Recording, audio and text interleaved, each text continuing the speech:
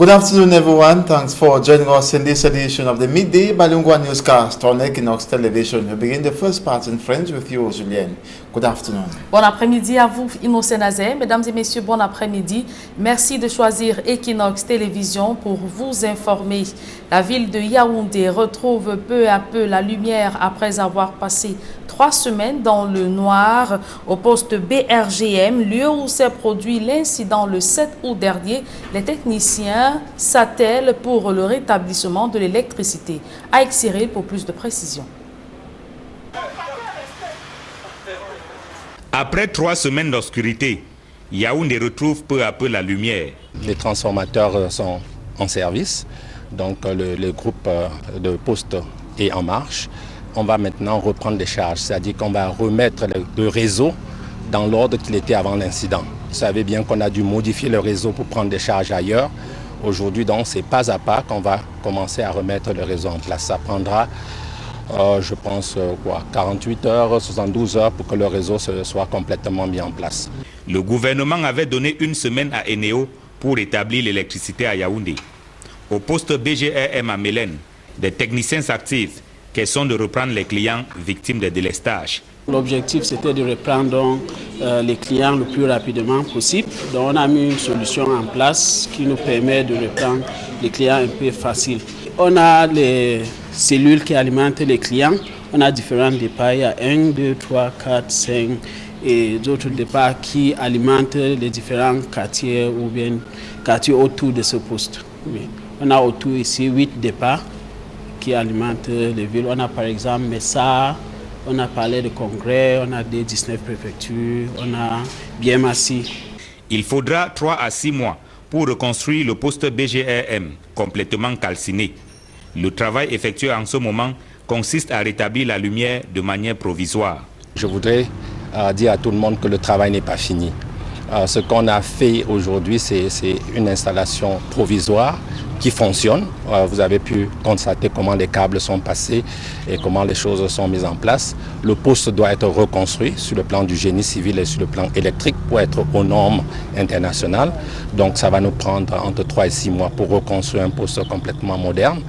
Ensuite, donc, maintenant, il faudrait reconfigurer le réseau, réajuster, prendre des charges ici et là.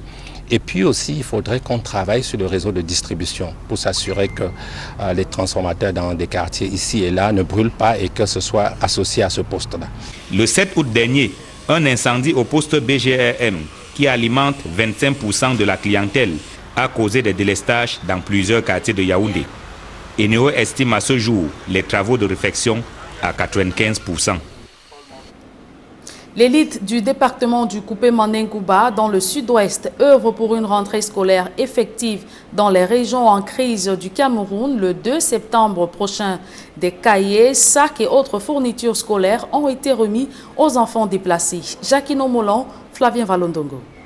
Dans le Coupé Mandingouba, localité de la région du sud-ouest, la campagne baptisée « Tous pour un retour à l'école » initiée par l'élite des régions anglophones, se poursuit avec la remise des fournitures scolaires aux tout petits.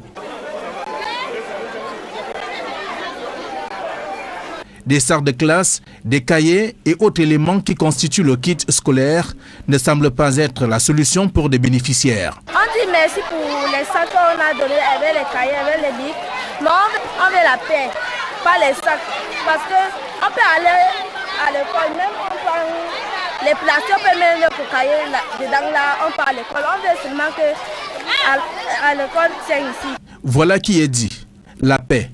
Une paix sans laquelle la rentrée scolaire ne peut avoir lieu. Ça c'est un pas, c'est juste un pas. On peut dire même 10%. Je crois que la meilleure chose à faire d'établir la paix, de faire tout pour qu'il y ait la paix dans ce pays.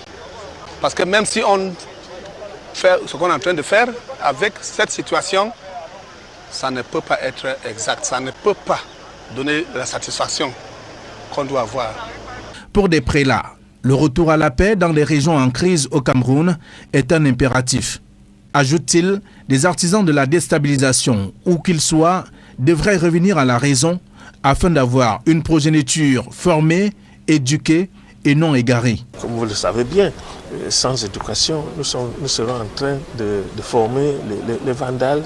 Pendant que d'ici 15 ans, pendant que les autres seront des ingénieurs, les médecins, et tout ça, les nôtres, qu'est-ce qu'ils vont devenir?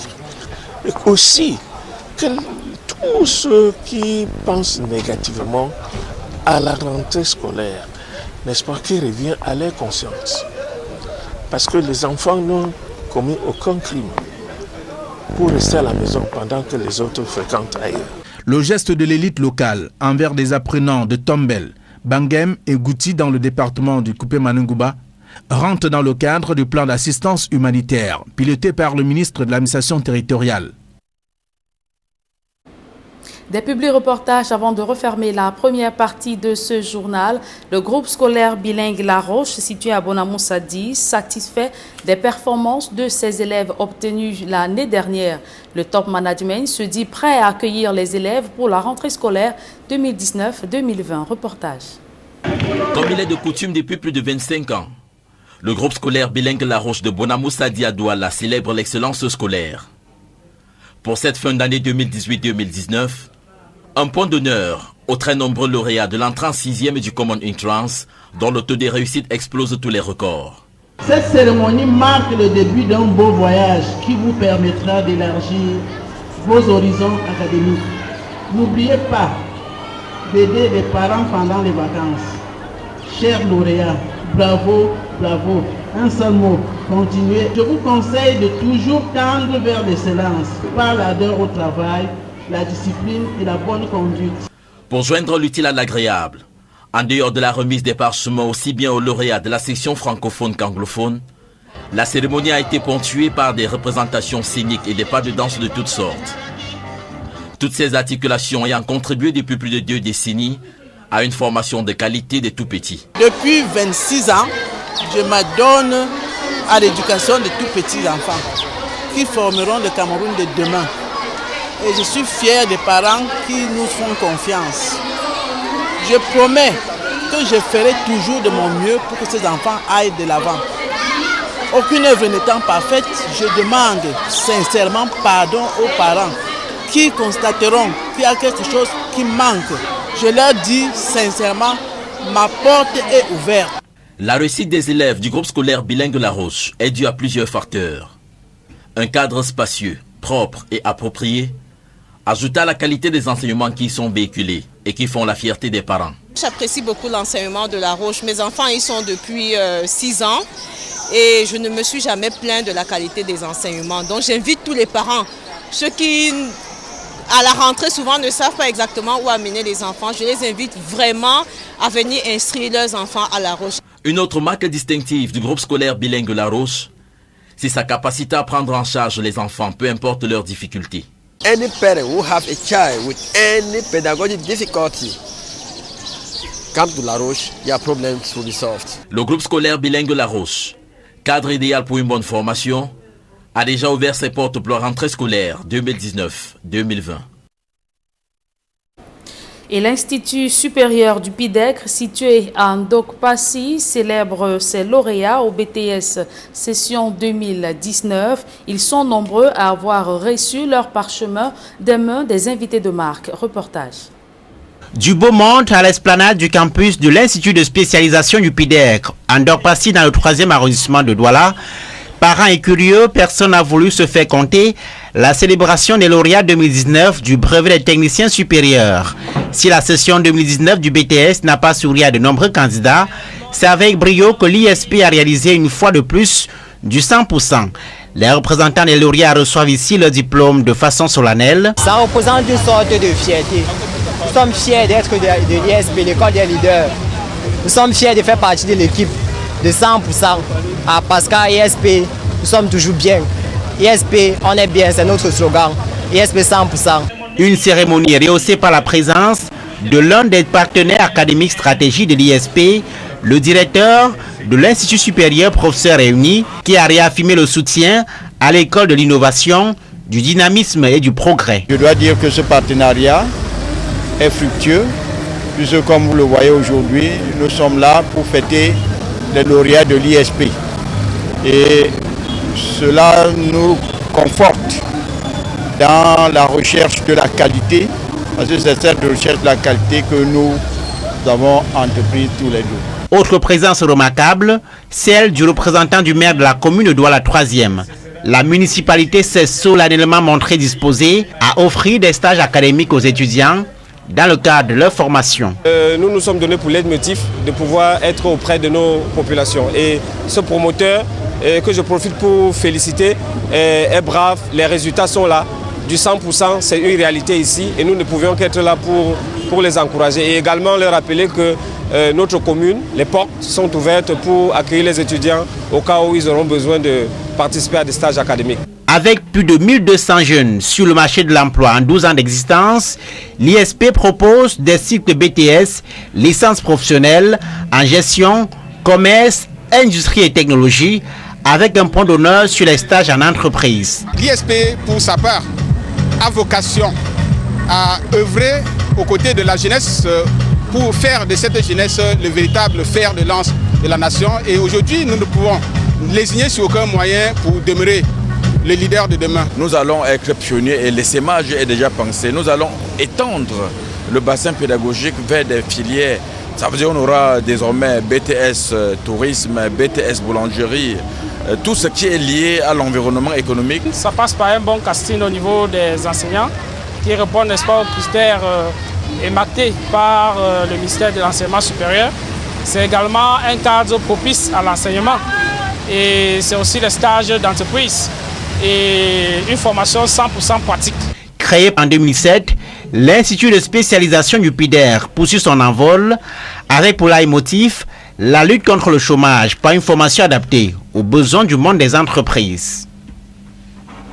Comment aider les jeunes inventeurs à perfectionner leur œuvre pour transformer le Cameroun?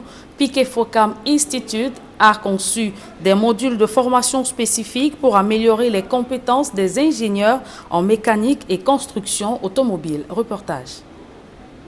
Voici Cédric Semaine, un nom qui résonne désormais à l'international. Ce jeune constructeur automobile est porteur de plusieurs projets, dont le tout premier a déjà vu le jour et séduit plus d'un. J'ai déjà fabriqué la SM237 que vous connaissez tous. Donc je suis à Piquet Focam pour suivre une formation numérique et apprendre à utiliser certains systèmes software afin de mieux faire des dessins sur ordinateur et pouvoir améliorer même ce que j'ai déjà fait pour en fait faire un bon travail, parce que je pense que le numérique pour moi est primordial et très important, donc je suis vraiment très content d'être à Piquet Focam Excellence. Shanas Wochuang est un autre génie qui s'affirme dans la construction des machines destinées à la transformation agroalimentaire. C'est un ingénieur mécanicien qui monte également en puissance. J'ai conçu certaines machines de transformation agroalimentaire comme des conches de chocolat et d'autres machines. Si je suis dans la plateforme Piquet Focam, c'est pour pouvoir participer aux échanges de compétences, pour pouvoir améliorer nos productions, améliorer nos fabrications, pour pouvoir mettre sur pied des produits compétitifs et de très bonne qualité.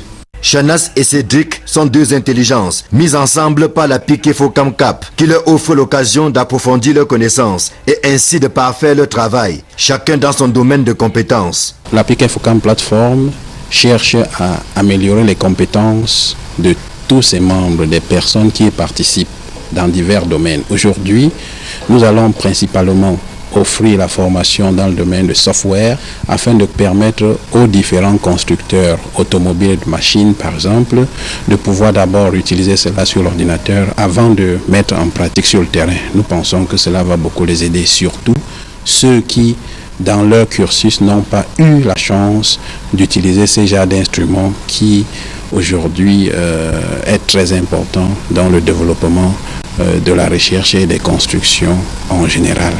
La plateforme, qui accueille ainsi ses premiers apprenants, est également au service des Camerounais de la diaspora. Elle est également ouverte à tous les compatriotes de la diaspora qui recherchent un espace de travail. Donc ils sont tous invités pour ceux qui veulent s'installer ici au Cameroun et développer leurs idées. La Piquet Focam Plateforme est entièrement ouverte. Comme vous pouvez regarder à côté, la salle est grande et chacun peut avoir un espace de réflexion, apporter ce qu'il connaît. Bref, c'est un endroit où il y aura des échanges d'idées afin de permettre à l'ensemble des compétences de mettre sur le territoire camerounais des matériaux plus performants, permettre que l'Afrique effectivement conquiert la technologie derrière laquelle nous courons tous les jours. C'est donc une opportunité en or qui est ainsi offerte aux porteurs de projets technologiques. Et le Cameroun regorge plusieurs talents qui ne demandent qu'à s'exprimer. Piqué Focam Cap joue sa partition dans le renforcement des capacités de ces jeunes talents afin qu'ils perfectionnent leurs œuvres. Du chic, du glamour pour la gente féminine. My Lingerie Secret est un cadre idéal où les femmes peuvent se procurer des sous-vêtements de qualité. Reportage. Des soutiens adhésifs, body, nuisettes, caleçons pour femmes et pour hommes. Les amateurs de lingerie ont désormais une référence. My Secret Lingerie. My Secret Lingerie, c'est un espace climatisé, accueil chaleureux, lingerie et produits haut de gamme à la portée de tous. My Secret Lingerie est née d'une passion d'abord pour moi, pour la cosmétique, une passion innée, quelque chose que j'ai toujours aimé, d'une passion pour l'esthétique aussi, parce que j'aime bien prendre soin de moi, j'aime bien tout ce qui est beau et j'aime bien m'entretenir. En plein cœur de la ville de Douala, les secrets de la lingerie sont dévoilés dans cette prestigieuse boutique, équipée des produits chics et glamour, au grand bonheur de leur clientèle. Je suis vraiment émerveillé parce que ce sont de très bons produits. Au-delà du prix, je constate que la qualité aussi elle est bonne. Donc je crois que je venais faire une simple visite, mais là je vais prendre beaucoup de choses quand même. Moi j'ai des couleurs particulières qui me plaisent bien, par exemple le blanc. Mais c'est clair qu'en arrivant ici, il y a ce modèle là, beige là, avec assorti des peaux de couleurs de panthère. Ce sont des couleurs qui m'ont vraiment plu. My Secret Lingerie, c'est une passion pour la sensualité, le bien-être et surtout une variété de produits qui vous donneront l'embarras du choix. Nous avons des soutiens-gorge qui sont certains rembourrés, d'autres un peu moins, qui gardent le galbe en fait de la poitrine féminine. Nous avons également des slips, des culottes qui sont très bien travaillées et qui sont sans marque lorsqu'on met par exemple une robe de soirée ou un jean. Nous avons également des bodys avec lesquels on peut juste porter et puis mettre un jean ou une jupe et être sexy toute la journée. Le rayon cosmétique n'est pas un reste. Parmi les secrets qui meublent cet espace, Miss Caramelia, une gamme internationale, propose du lait corporel, sérum pour le visage, du savon à base de paillettes dorées, des produits qui purifient et exfolient la peau pour un meilleur éclat. Pour les hommes, nous avons des boxers moulants, stretchy. Nous avons des slips, donc 100% coton.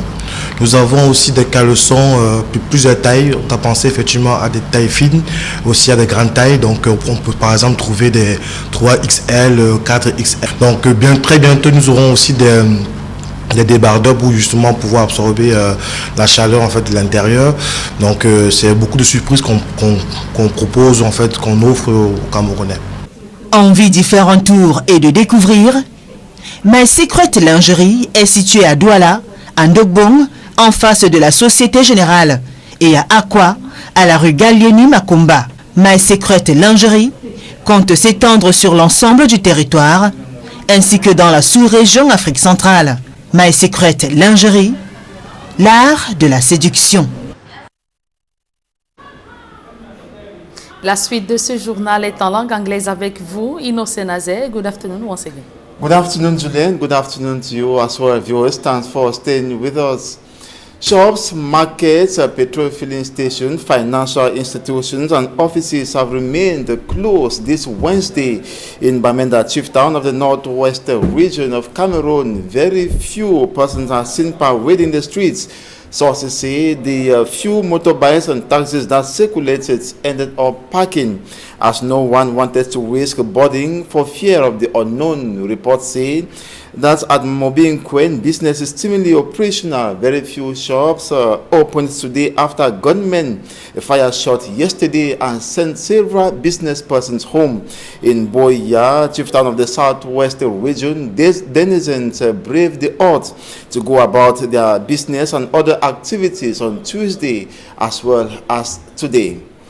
We stay in Boya, precisely at Mile 17, where denizens of the population say it is uncertain if they will send their children to school come September the 2nd, 2019, as insecurity continues to rise. They were speaking at the Mile 17 bus station during the visit of Southwest Governor Bernardo Calabilai to see for himself if actually their population is fleeing from the region. Details with Derry Jato.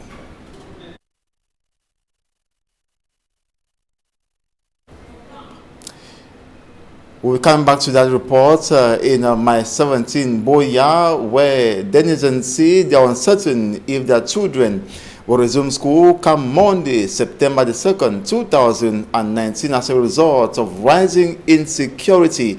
They were speaking at the Mile 17 bus station during the visit of Southwest Governor Bernardo Calabilai to see for himself if inhabitants are actually fleeing out of the region. Derry Jato reports. This is the second time the Southwest Governor is descending to Mile 17 bus station in less than 12 months.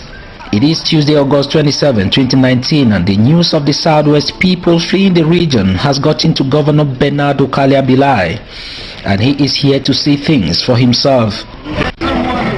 From his own observation, the Mile 17 bus station is stable. There is no panic. There is no trauma, no fear. People, as those who were holidays out are coming back. Those who came for the holidays, everything is out. And in a 3-minute open-air discussion with the management, the Southwest Governor Mr. Bernardo Calabilai was briefed that there's nothing as mass exodus from Boya. That is it, no? You are just concentrating to make sure that everything is okay. And the Southwest Governor left the Mile 17 bus station a happy man for Limbe. Confusion and tension is still in the air.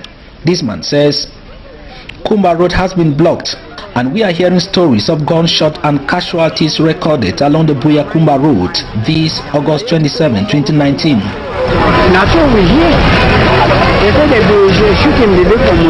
I will like the governor to speed the dialogue process if he can, for that is what is important now.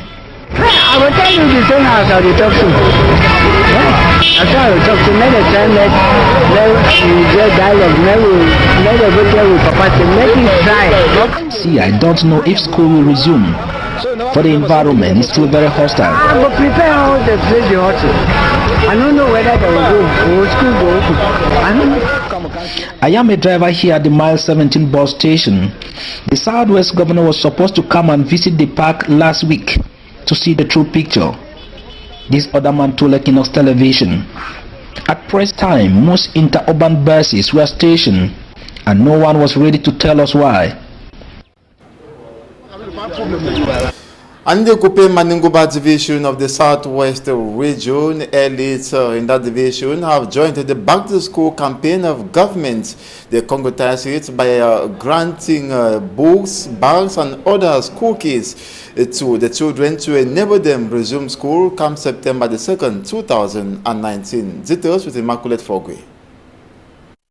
Few days to the start of the 2019-2020 academic year in Cameroon, preparations in the two English-speaking regions differs from the other French-speaking regions. The steam that used to be experienced in most markets with the sales of school kits can no longer be felt as a result of rising insecurity that has kept children at home. I should go every day and night. So every day and night, we get gunshots. We do not sleep in peace. We have not been going to school for the past 2 years. I pray government can do something for us. We thank all those who provided these school items for us. In a bid to promote an effective kickstart of schools in the two English-speaking regions, some elites in the Kupe Maninguba division, Southwest region, brought together children from the 3 subdivisions which make up the division and offered them books and bags, which they say is to support children resume school.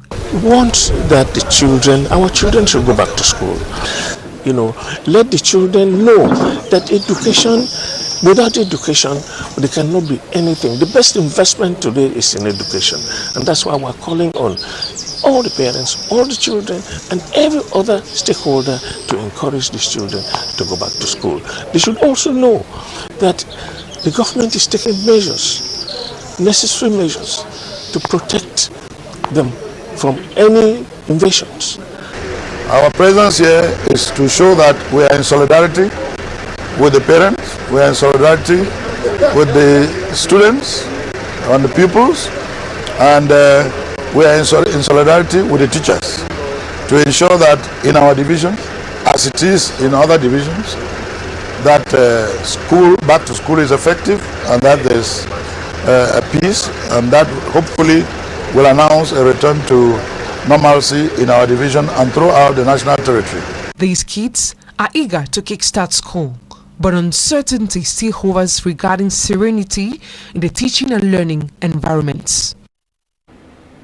And the government of Cameroon has made it known that schools will effectively resume in the 10 regions of the country, including the restive northwest and southwest regions of Cameroon. During a press conference in the nation's political capital recently, the Minister of Communication noted that security measures have been put in place to ensure that classes resume effectively in the northwest and southwest regions. And now, apart from assessing the Dzangue locality as a result of the deplorable state of road, questions have equally been raised on how children during school resumption will access to their various educational establishments as the roads are muddy this rainy season. They equally say during the dry season, the roads are dusty with adverse consequences on the health of the population. More in this report compiled by Hermine Luga. De Belalan jusqu'à Marie-Ambert, Dzangue, Mouankou, nous souffrons, nous sommes fatigués. This is the cry of a population complaining of the poor state of the roads. The roads are said to be inaccessible for over years now. As the locals say, the bad roads simply fluctuate in form as the seasons change. Thus remains the odor of the area during the dry season, and the mother nature of the road shows up during the rainy season, leaving dwellers with no other pedestrian mobility means than to put on boots. According to the dwellers, they have been given fake promises time without number, and the situation has never changed. With sand exploited from the area, which also has a number of industries, the locals say it is unbelievable for administrators to have abandoned them in such a situation. The roads are truly bad. This truck on this stretch reveals the nightmare of the people. This road user says it is the state of the roads which has left this truck drop off the stretch. As he says, it is worse when it rains. Vraiment, on souffre. Pendant la saison pluvieuse, on ne roule même pas bien. Bon, notre état de la route de Dzangue, vous voyez notre état. Et comme la route est bien gâtée et comment le camion est couché là, vraiment c'est mauvais, on souffre ici là. 3 jours qu'on passe sur place et il n'y a pas de changement. This other road user says the bad state of the road makes accidents recurrent. Je sors comme ça de 3 kilos biche. C'est grave dans la 200 le biche là. On a déjà porté les clients pour venir ici là, c'est mauvais. Jusqu'à on est même tombé. À route, il y a une brasserie qui a cassé les bouteilles, les bières à route. Heavy duty truck drivers on your part say it's more difficult for them as they pay money to the council on a regular basis, yet nothing has been done to amend the situation. Mais tous les jours, on verse l'argent à la commune et 4 000 francs chaque jour qu'on fait le voyage ici. Devant 1000 francs. Et on ne nous laisse pas passer si on ne donne pas cet argent. Voilà 3 jours qu'on passe sur place et il n'y a pas de changement. Sur les papiers, on a déjà goudronné la route ici plus de 2 fois ou 3 fois. Mais sur le terrain, la route n'est pas goudronnée. Et on ne sait pas, il faut que vraiment vous-même vous voyez et vous venez sur le terrain pour voir vraiment ce qui se passe. Parce que nous, on connaît sur les papiers que la route est déjà goudronnée l'état. As advanced by this driver, the Dzangue stretch of road is set on documents to have been completed at the level of works. But on field, it is a different story. Though having called on the attention of the Dzangue Council, the dwellers multiplied their plea, this time directed to the right quarters in Yaoundé. And the Forestry Military Center has gone operational in the east region of the country. The center that aims at training the military in the forest zone was inaugurated recently by the Minister of Defense, Joseph Beti Asomo. Simanju Kangebe has more. It was under a rainy condition that Defense Minister Joseph Beti Asomo inaugurated the Forestry Military Training Center at Monchembem near Dume in the east region of the country. The edifice that lies on a 123 hectare of land, according to Defense Minister, will help in the training of our forces on how to fight in forest zones. The center, he says, will complement the already existing military training center for the Sahelian zone, which is located in Mindif in Mayokani division of the Far North region, while waiting for the military training center of mountainous zones to be constructed in the West region. The Forestry Military Training Center is expected to impact professional knowledge on the military to enable them fight against the different threats faced by Cameroon. According to Lieutenant Colonel Paul Isiaku, the head of the training center, the center has all it takes to train the military on how to carry out short operations, particularly controls of borders in forestry zones. Within the training center is a room that enables the military to shoot with precision, a way of economizing bullets. With the inauguration of the Forestry Military Training Center, Cameroon is preparing to fight against all insecurity problems faced by the country, particularly at a time when Cameroon is seeing the resurgence of Boko Haram attacks, fights against pirates in the high sea, and the Anglophone crisis. More to that, highway robbers which have resurfaced in some parts of the country. That's it for the 12 p.m. Bilingual newscast on Equinox Television. Thanks so much for watching. Another edition is at 4 p.m. Where's Julien Berth-Bissay? Vous l'avez bien dit, Innocent Nazé. La prochaine tranche d'information, mesdames et messieurs, c'est lorsqu'il sera 16h sur cette même antenne. Merci d'avoir suivi cette édition bilingue du journal. Restez surtout scotchés sur le programme de la meilleure des télévisions.